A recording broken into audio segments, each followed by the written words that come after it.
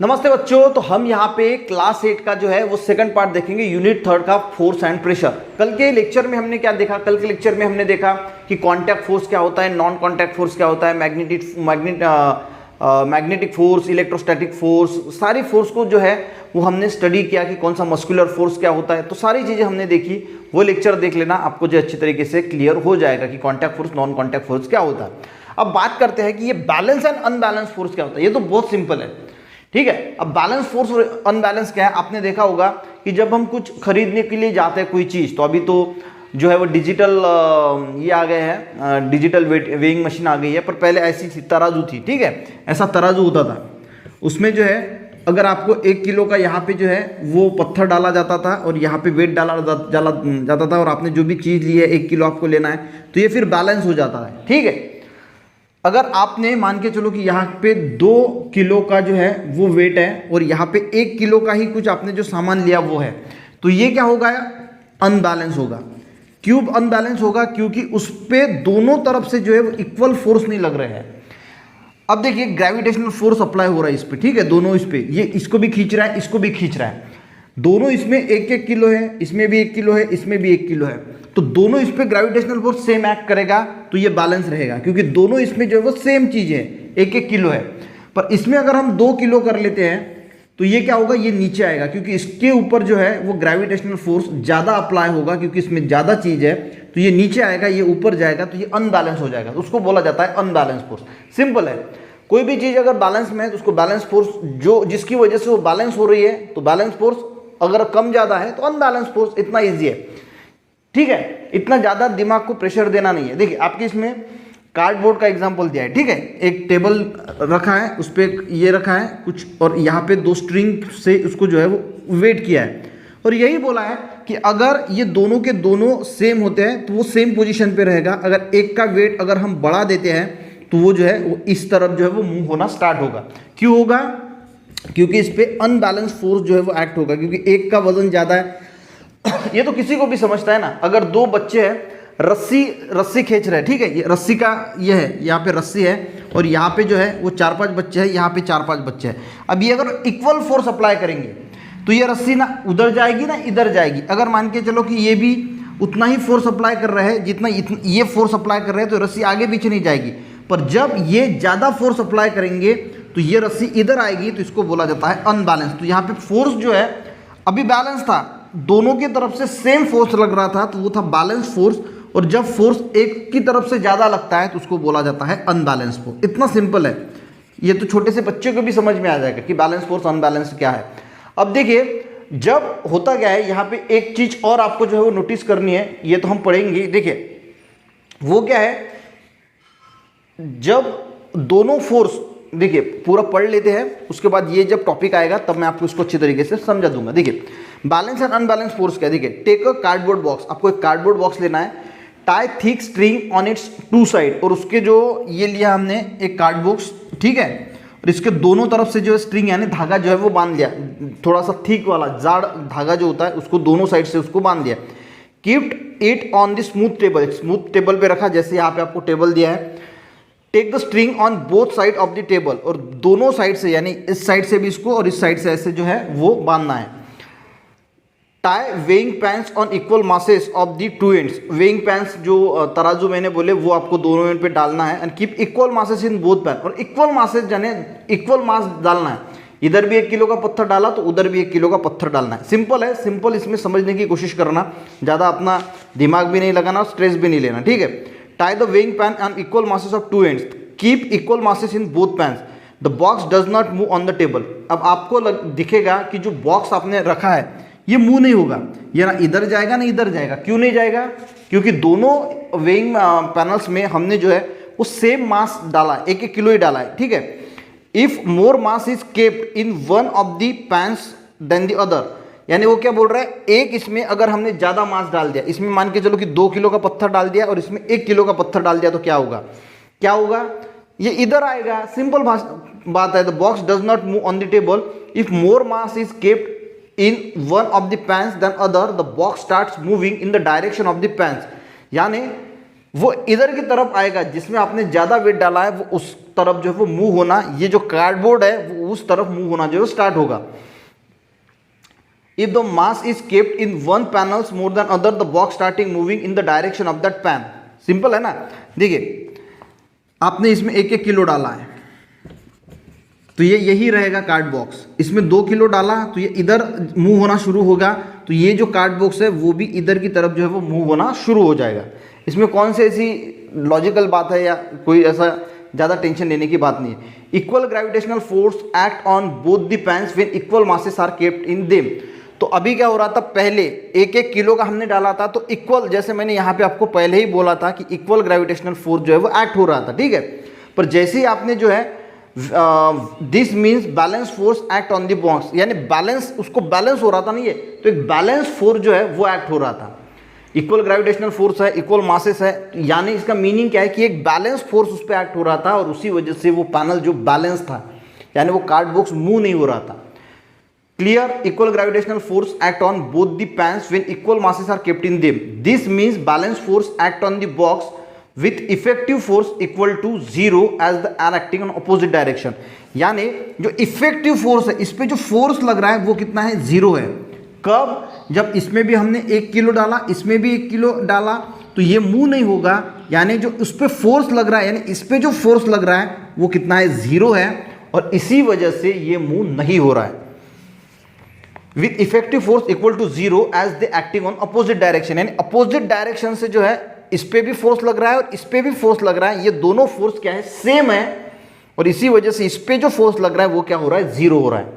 Clear, this means balance force act on box with effective force is 0 as acting on opposite direction on the contrary, यानी उसके opposite if more mass is kept in one pan then the other. हमने क्या किया, एक panel में ज्यादा मास डाल दिया, इसमें 2 किलो डाल दिया, इसमें 1 किलो डालेगा, तो इसमें जो फोर्स अभी 0 था वो क्या 0 रहेगा, नहीं रहेगा। इस पे इस डायरेक्शन में ज्यादा फोर्स अप्लाई हो रहा है।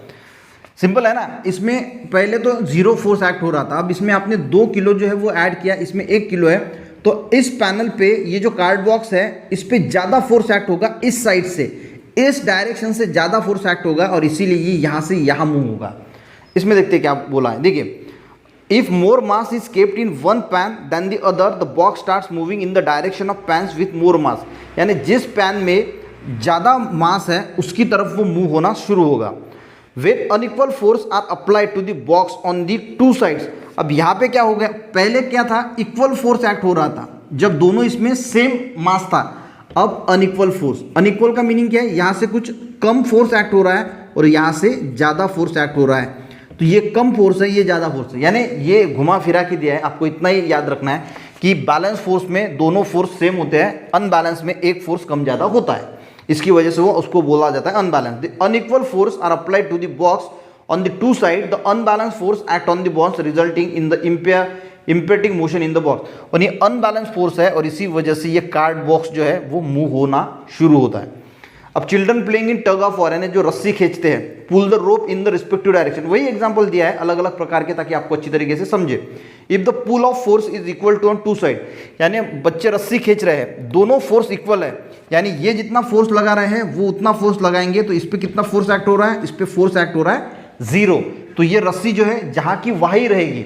अगर अनइक्वल फोर्स है, इस साइड से अगर ज़्यादा फोर्स अप्लाई होता है और इससे कम अप्लाई फोर्स होता है, तो ये जो है रस्सी वो या इस डायरेक्शन में जो है वो मूव होना स्टार्ट होगी, क्योंकि क्या हुआ, अनइक्वल फोर्स एक्ट हुआ और उसी वजह से वो जो है वो उसको बोला जाता है अनबैलेंस फोर्स, वो जो है वो अनबैलेंस हो गया।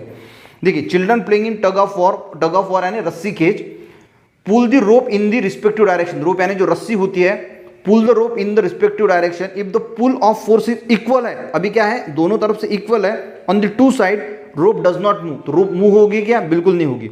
If the force is more than one side, अगर वो एक साइड से ज्यादा फोर्स अप्लाई करेगा, the rope move in the direction, तो जिस साइड से वो ज्यादा फोर्स अप्लाई होगा उस साइड में जो है वो रोप जो है वो मूव हो जाएगी। This mean initially two force are balance, यानी पहले दोनों यहां से सेम फोर्स अप्लाई हो रहा था, तो ये बैलेंस था। बैलेंस कब होता है, बैलेंस फोर्स कब एक्ट होता है, यानी दोनों तरफ से सेम फोर्स एक्ट हो रहा है तो वो बैलेंस होता है। दोनों तरफ का फोर्स अगर अनइक्वल है, कम ज्यादा है, तो वो फोर्स भी अनबैलेंस हो जाता है।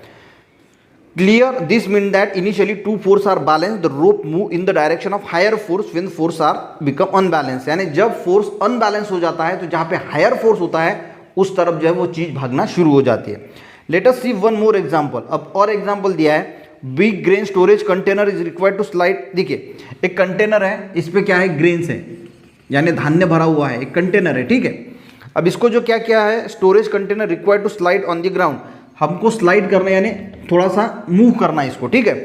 It become easier if one person push it rather than two person. एक पर्सन अगर इसको मूव करेगा, इसकी वजह अगर दो पर्सन मूव करेगा तो ये इजी जाएगा, ये तो सबको पता है। When force is applied by the both in same direction movement is easy.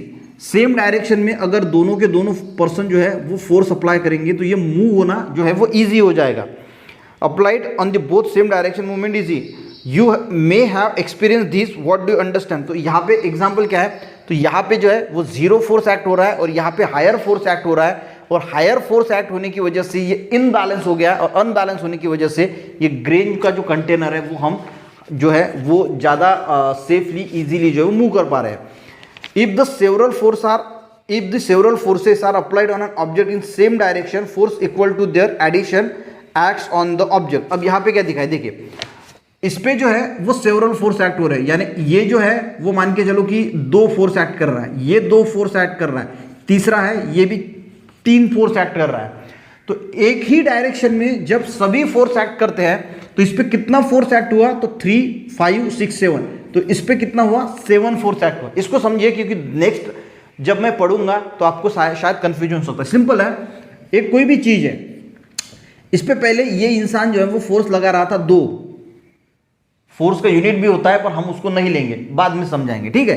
अब मान के चलो कि ये 2 फोर्स अप्लाई कर रहा है, यानी एक 2, हम फोर्स को ऐसे बोल रहे हैं कि 2 फोर्स, जैसे किलो को 1 किलो 2 किलो बोलते, तो आप इस प्रकार फोर्स को समझिए।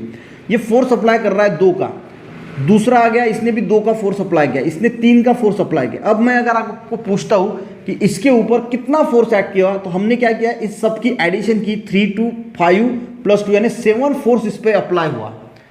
टोटल फोर्स कितना हुआ, तो हमने क्या किया, एडिशन की, टोटल फोर्स कितना हुआ, 7 फोर्स। यही बोल रहा है if several force are applied on object, बहुत सारे फोर्स जब किसी ऑब्जेक्ट पे हम अप्लाई करते हैं इन द सेम डायरेक्शन, ऐसा है क्या, ये वाला इधर से अप्लाई कर, एक ही डायरेक्शन पे इस पे सभी जो है वो फोर्स अप्लाई कर रहे हैं, force equal to their addition act on the object. तो फोर्स क्या होगा, इन्होंने जितना भी फोर्स एक्ट किया उसकी एडिशन होगी, उस ऑब्जेक्ट पे जितना फोर्स अप्लाई किया उसकी एडिशन जो हम करेंगे तो वो होगा उसने कितना फोर्स अप्लाई किया।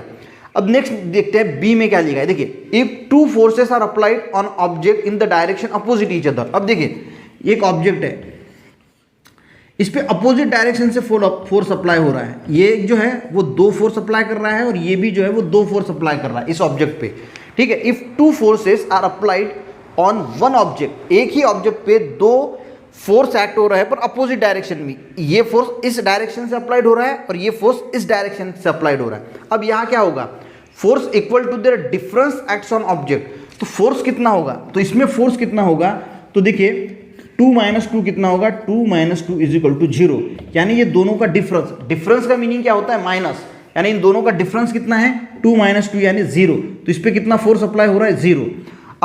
अब दूसरा एग्जांपल लेते हैं, यहाँ पे मान के चलो कि 4 फोर्स अप्लाई हो रहा है और यहाँ पे 2 फोर्स अप्लाई है, 4 फोर्स इस डायरेक्शन पे अप्लाई हो रहा है, 2 फोर्स इस डायरेक्शन से अप्लाई हो रहा है, तो इन दोनों का डिफरेंस कितना आया, 4 - 2 = 2 फोर्स।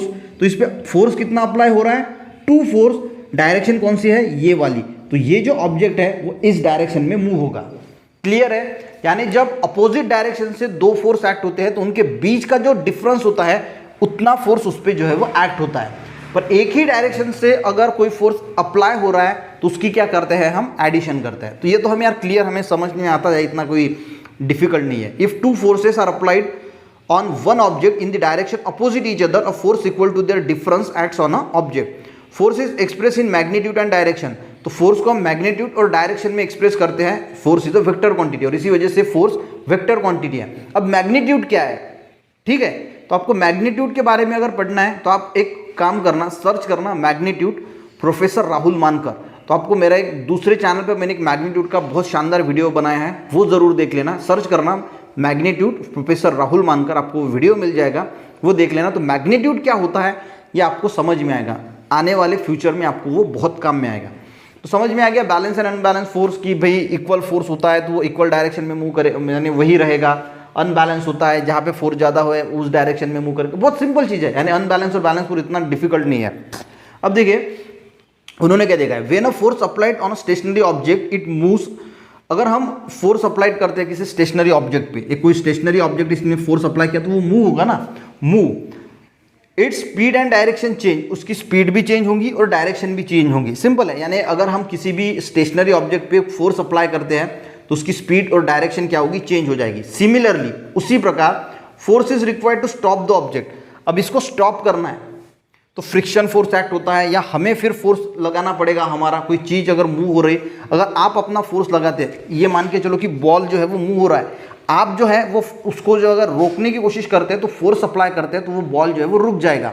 तो हमने क्या किया, एक फोर्स अप्लाई किया, उसको मोशन में लाने के लिए भी हमने फोर्स अप्लाई किया और उसको रोकने के लिए भी जो है वो हम फोर्स अप्लाई करते हैं। Similarly force is required to stop the object in motion and object can change its shape due to the force. अब देख तो क्या देखा, when force is applied on a stationary object it move, यानी हम stationery object पे जब कोई फोर्स अप्लाई करते हैं तो वो मूव होता है, उसकी स्पीड और डायरेक्शन भी चेंज होती है। और similarly force is required to stop an object, उसको रोकने के लिए भी फोर्स जो है वो अप्लाई करना पड़ता है। अब देखिए an object can change its shape due to the force, जो ऑब्जेक्ट होता है वो अपना शेप, फोर्स अगर हम उस पर लगाते हैं तो वो अपना शेप भी चेंज कर सकता है।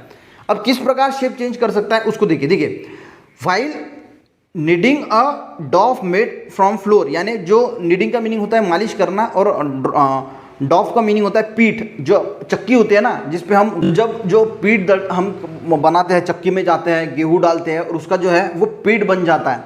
तो उसके लिए जो है वो होता क्या है, देखिए an object can change its shape due to the force while kneading the turf from the floor, a turf changes its shape when force is applied. तो वहां पे क्या होता है, चक्की के अंदर क्या होता है, फोर्स अप्लाई होता है उस गेहूं पे, ठीक है। और गेहूं पे जो फोर्स अप्लाई होता है तो उसका जो है वो शेप चेंज हो जाता है, वो गेहूं होता है वो बारीक बारीक इसमें जो है वो कन्वर्ट हो जाता है। तो फोर्स अगर किसी चीज़ पे अप्लाई होता है तो वो किसी चीज़ का शेप भी चेंज करने की क्षमता रखता है। Potter applies the force in a specific direction, Potter यानी जो कुम्हार होता है, जो माटी के जो है वो घड़े वगैरह बनाता है, तो वो जो है वो एक स्पेसिफिक डायरेक्शन पे माटी होती है, उसको स्पेसिफिक डायरेक्शन पे फोर्स अप्लाई करता है उस माटी पे, और उसका जो है वो घड़ा बना लेता है, कुंडी बना लेता है, कुछ भी वो बना सकता है माटी से। वो क्या कर रहा है, वो सिर्फ फोर्स अप्लाई कर रहा है। देखिए Potter applied force in a specific direction while shaping the pot, यानी एक स्पेसिफिक डायरेक्शन पे वो फोर्स अप्लाई कर रहा है और उसका शेप जो है वो चेंज हो रहा है, ठीक है। The rubber band when stretch expand they many such, तो जब जैसे हम रबर बैंड वगैरह जो है वो एक्सपांड करते हैं तो होता क्या है, उसका जो है वो शेप चेंज हो जाता है। तो जब हम, यानी रबर बैंड पहले इस शेप में था, हमने स्ट्रेच किया तो शेप उसका चेंज हो गया। तो जब हम किसी पे फोर्स भी अप्लाई करते हैं तो ऐसा भी हो सकता है कि उसका जो है वो शेप जो है वो चेंज हो सकता है। अब ये है, ठीक है, मैंने इस पर फोर्स अप्लाई किया, ठीक है, पर इसका शेप चेंज नहीं होगा। मैंने इस पर हथौड़े से अगर मारा, इस पेन को हथौड़े से मारा, यानी बहुत ज़्यादा फोर्स अप्लाई करेगा तो ये टूट के, अगर राउंड है तो चपक जाएगा। तो फोर्स से क्या होता है, किसी का भी ऑब्जेक्ट का जो है वो शेप भी चेंज हो सकता है। तो इस लेसन में हमने क्या पढ़ने की कोशिश की, सिंपल है, बैलेंस अनबैलेंस फोर्स, यानी दोनों तरफ से अगर इक्वल फोर्स एक्ट हो रहा है तो वो जो चीज़ है वो मूव नहीं होगी। अनबैलेंस फोर्स है, एक पे ज़्यादा फोर्स है तो वो चीज़ मूव होगी। हमने ये भी देखा कि एक तरफ से अगर फोर्स अप्लाई हो रहा है तो हम जो है वो एडिशन करते हैं, और दोनों तरफ से अपोजिट फोर्स हो रहा है तो उसका डिफरेंस हम लेते हैं। तो अनबैलेंस और बैलेंस फोर्स आपको क्लियर हो चुका होगा, कोई ज़्यादा दिक्कत की बात नहीं। बैलेंस फोर्स यानी दोनों तरफ से सेम फोर्स है, और एक का फोर्स अगर कम ज़्यादा हो जाता है तो उसको बोला जाता है अनबैलेंस फोर्स। तो अगर ये आपको समझ में आया, देखिए ऐसा नहीं कि बस मेरा काम है आपको समझा के देने का, तो आपको अगर समझ में आता है तो आपको वो बुक में 2-4 बार जो है वो पढ़ना पड़ेगा, और पढ़ने के बाद जो है वो अच्छी तरीके से उसको जो है वो समझना होगा। बार बार पढ़ोगे, जितना ज़्यादा पढ़ोगे, लिख के देखोगे तो आपका कंसेप्ट जो वो और ज़्यादा जो है क्लियर होना स्टार्ट हो जाएगा। वीडियो अच्छा लगे तो एक लाइक ज़रूर करना, अपने दोस्तों के साथ भी शेयर करना। मिलते हैं नेक्स्ट वीडियो में, तब तक के लिए जय हिंद।